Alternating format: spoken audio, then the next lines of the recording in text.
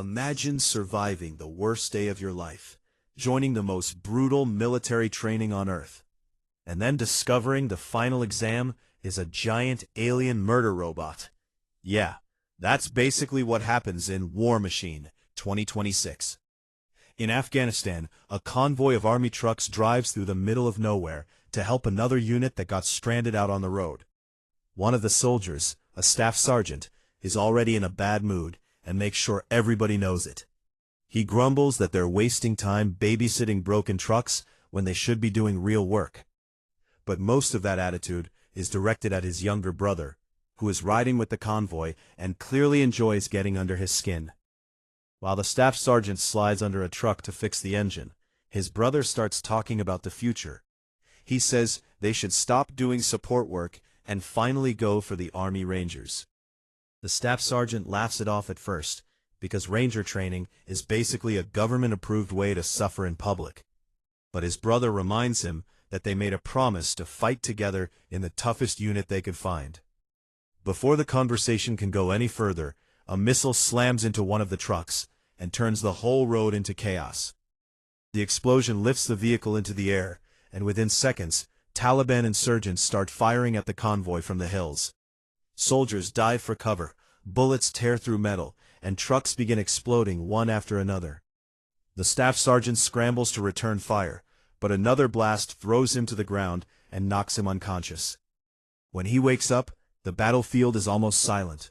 The smoke is thick, the trucks are burning, and his ears are ringing so hard that the whole world feels underwater. He painfully pulls a piece of shrapnel out of his leg and starts crawling through the wreckage. Then he finds his brother. He's dead. The staff sergeant breaks down right there in the dirt, surrounded by burning metal and bodies, realizing he survived the attack, but couldn't save the one person who mattered most. 2 years later, he's still carrying that moment with him. He wakes up from the same nightmare while riding a bus to Colorado. His damaged leg now needs a brace, and every night he secretly takes antidepressants just to function. But instead of disappearing into civilian life, he's going somewhere worse, on purpose. He's reporting to the Ranger Assessment and Selection Program. Apparently surviving war wasn't enough, so now he's volunteering for a professional torture camp in the mountains. At the training base, every recruit has to hand over anything personal. Their names, ranks, and identities are taken away, and they're assigned numbers instead. The former staff sergeant becomes Candidate 81. Because of his combat record, he could be placed in charge right away, but he refuses. He doesn't want leadership. He doesn't want attention. He just wants to finish what his brother started. First Sergeant Torres gives the new recruits the usual cheerful military welcome, which is basically a polite way of saying they're about to regret every decision that brought them here. Training will last 8 weeks. It will test them physically, mentally, and emotionally, and most of them will fail. The final challenge is a 24-hour field exercise called the Death March. Only those who complete it and cross the finish line earn the right to become Rangers. From there, training becomes one long parade of pain. The recruits run obstacle courses, carry heavy loads, get soaked by freezing water, and get screamed at by men who seem to draw spiritual nourishment from human misery. Plenty of candidates wash out almost immediately. Some can't keep up physically, others crack under the pressure, and a few simply realize that being a Ranger sounds way cooler in a recruiting video than it does at 3 in the morning in the rain. Candidate 81, however, keeps moving. He runs harder, climbs faster, and fights better than almost everyone else. The problem is, he also keeps everyone at a distance. He trains alone, eats alone, and barely says a word unless he has to.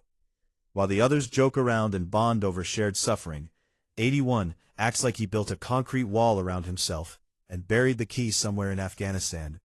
As the weeks pass, the training gets even worse. Night drills in the rain, underwater endurance tests, combat exercises in the woods, rope crossings over rivers, and hand-to-hand combat sessions that leave everybody bruised and exhausted.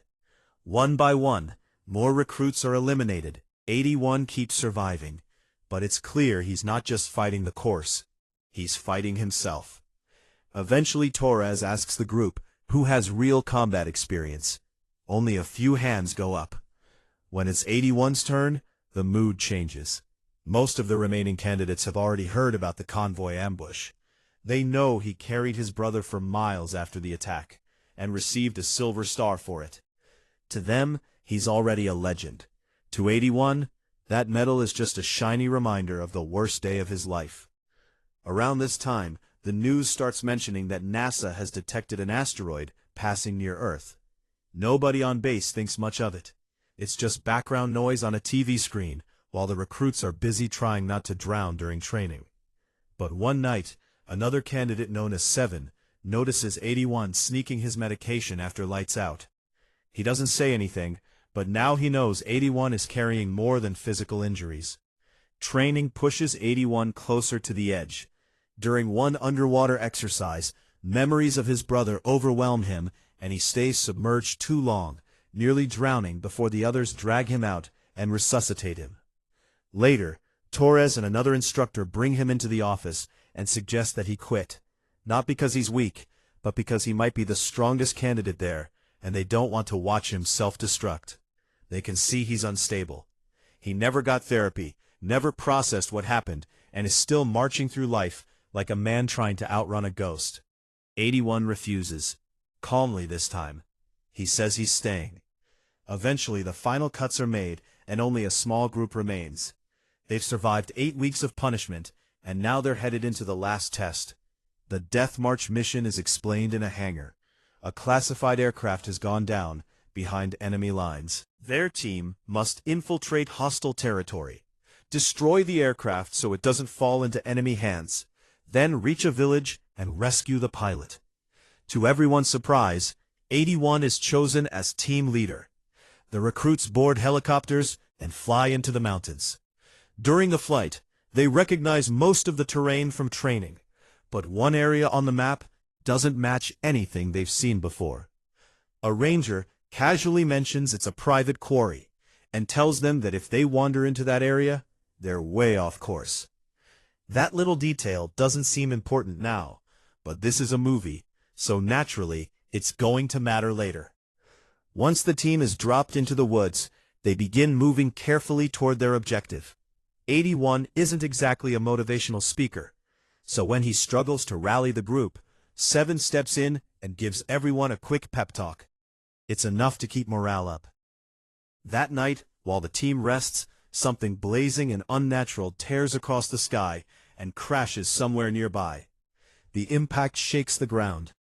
The recruits assume it's artillery or some extra training nonsense designed to mess with them, because at this point, the army has trained them to believe that every new horror is probably homework. The next day, they spot the crashed aircraft across a stream. But something feels wrong. The shape is strange.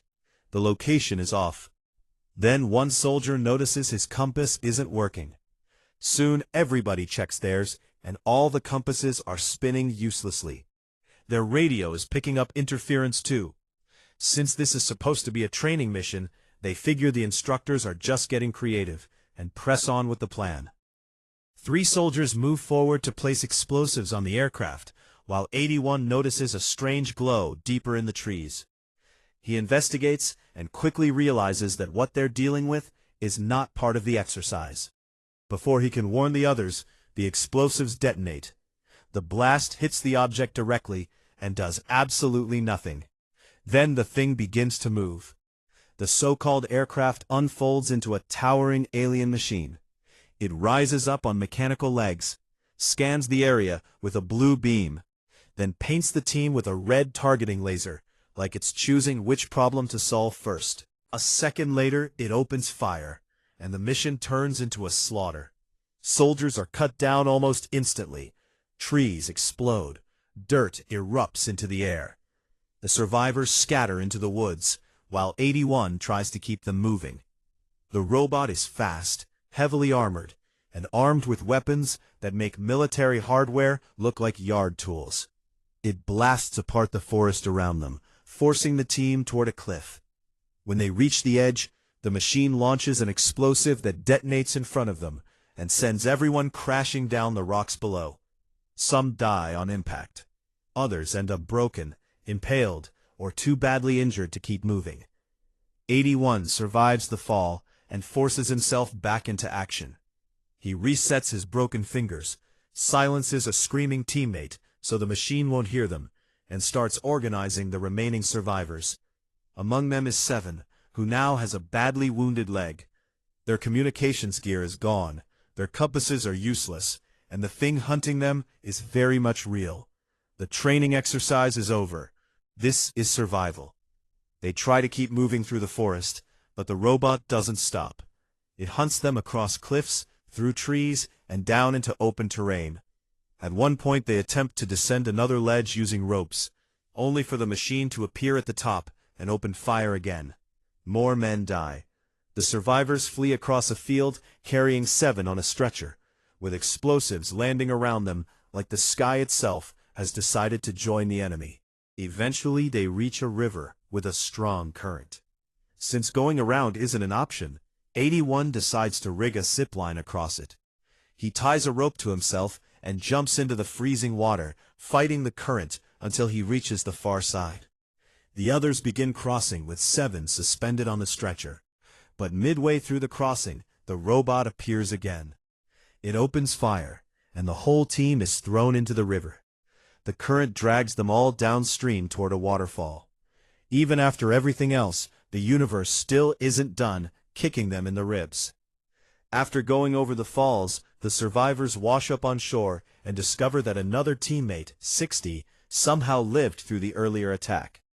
Now the few remaining soldiers drag themselves onward, through the hills, until they finally reach the village from the mission brief. Only now, it's not a village anymore. It's a graveyard. The place has already been destroyed by the machine.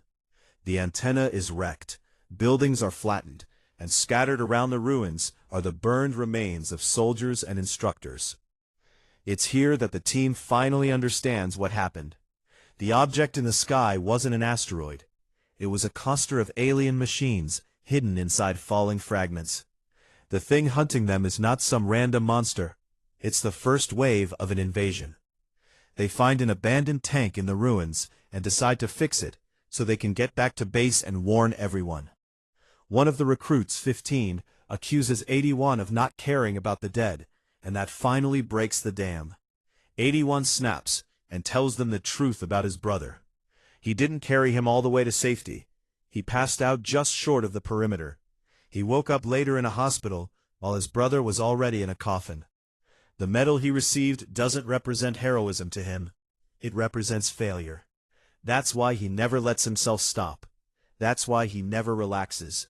Because in his mind, slowing down even once already cost someone everything. His honesty changes the group. They stop seeing him as a machine and start seeing him as a man who's still bleeding under the armor. Inspired, they work together to get the tank running. They even find some food in a hidden compartment, and for a brief moment, it looks like they might actually pull this off.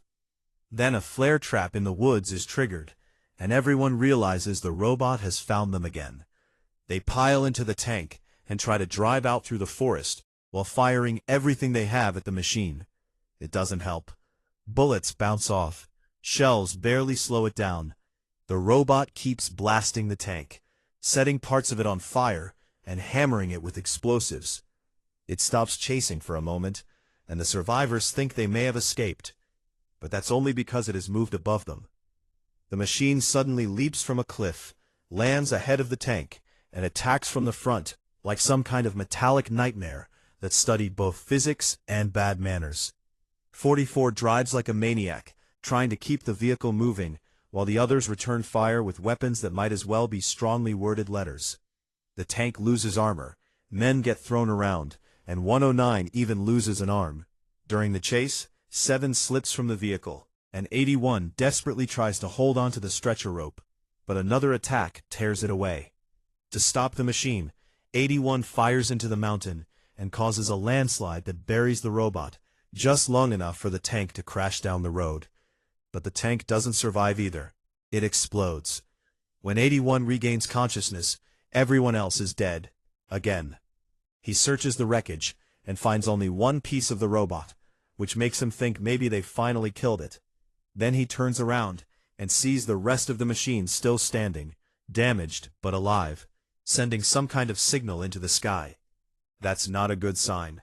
In alien movie language, that usually means, "Hello friends, the appetizers were delicious. Bring the main course." 81 finds 7 still alive, and drags him away on the stretcher. For hours he pulls him through mud, rain, and exhaustion, refusing to abandon him no matter how many times the rope slips or the ground gives way beneath them. Eventually his watch starts beeping, signaling that the 24-hour mission window is over. They technically failed the death march, but at this point nobody cares about Ranger School anymore, because class has been interrupted by the apocalypse. 7 wakes up and tells 81 that he knew his brother. They once served together. According to 7, 81's brother never stopped talking about becoming a ranger. More importantly, 7 tells him something he badly needs to hear. He didn't fail. He never quit. He never stopped carrying people. That matters. Then the robot's scan beam sweeps nearby again, but this time 81 notices something new. Smoke is venting from the machine. It needs to cool itself. That means it has a weakness. He looks up and sees the private quarry from the map, and suddenly the engineer in him wakes up.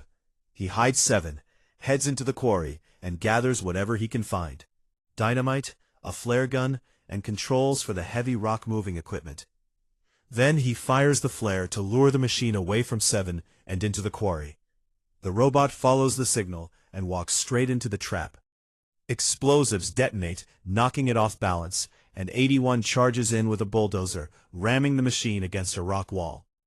Then he activates the conveyor system, sending tons of stone crashing down onto it. At first the machine fights back, using its thrusters to push away from the wall. It charges its laser and starts tearing into the bulldozer. But 81 keeps pushing. The dozer is falling apart, the robot is thrashing, and the whole scene looks like a steel mill sponsored by pure spite. Finally, the rocks jam the robot's cooling vents. Steam erupts from its body, its core overheats. The machine convulses, sparks, and explodes in a massive chain reaction that tears apart the quarry. 81 barely escapes before the secondary explosives blow the whole place to hell. The next morning, he carries 7 back to base on his shoulders. But when they arrive, the place is already a battlefield. Bodies are everywhere, helicopters are rushing overhead, and alien machine parts are being hauled in by the dozens. The invasion has begun all over the world. News footage shows fragments crashing in different countries, releasing more of the same war machines. Militaries are mobilizing. Governments are panicking. Humanity just got shoved into a team-up movie, whether it was ready or not. When 81 explains how he destroyed the machine, military leaders immediately send the information worldwide. The robot's cooling vents are their weak point. It's the kind of intel that can actually save lives. Sheridan, one of the commanding officers, tells 81 that what he found may help every soldier fighting this war. Then he officially welcomes him as a United States Army Ranger. So after all that, after the convoy ambush, the nightmares, the broken leg, the guilt, the training, the alien robot, the dead teammates, the tank chase, the quarry fight, and what feels like 17 separate ways to die, 81 finally gets what he came for. Not just the tab, not just the title, but peace. Because when he finally falls asleep again, he dreams about his brother one more time. Only this time it isn't the nightmare. It's a good memory. For the first time, he isn't trapped in the moment he lost him. He's ready for the war ahead.